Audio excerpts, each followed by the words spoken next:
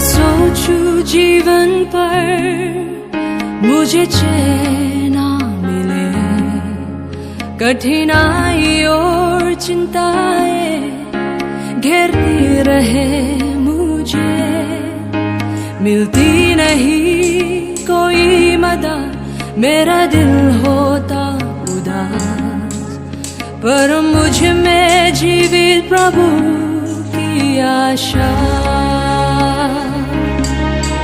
प्रभु मेरे लिए भला है, मेरे लिए भला, जब सहे नहीं दिखती मेरी राहें, पर वो करता है मेरी फिक्र, मुझसे करता है प्यार, मेरे लिए प्रभु है भला।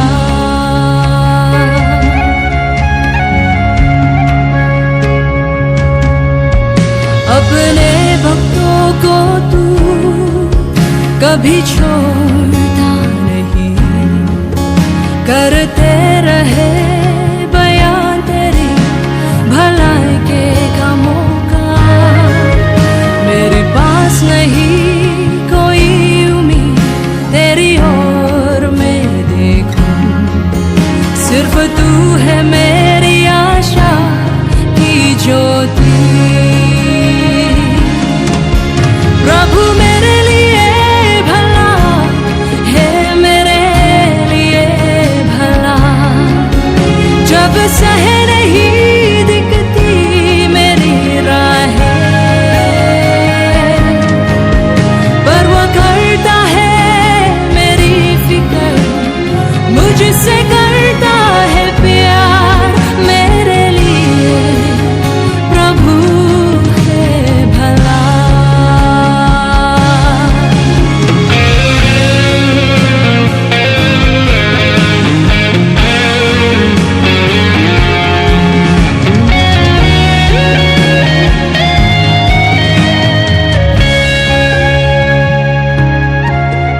दिखती रहे कठिन तेरे प्यार लोगों की, तूने अपनी हुजूर को दिखाया सदर को, तेरे चरणों में रहूं प्रभु, मैं तेरी चाहत में, विश्वास है सबसे ज्यादा कीमती यही।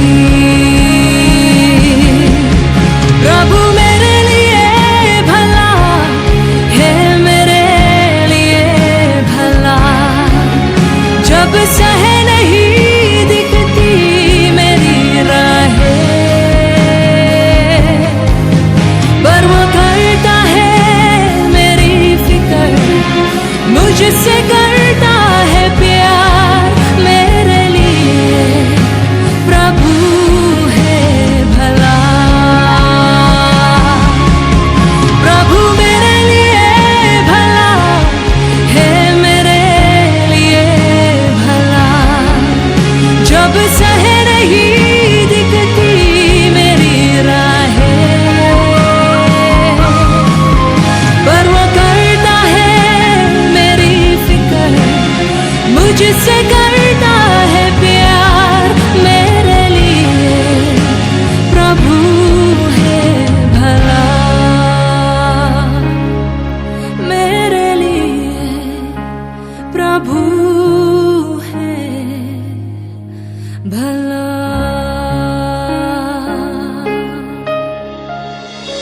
प्रभु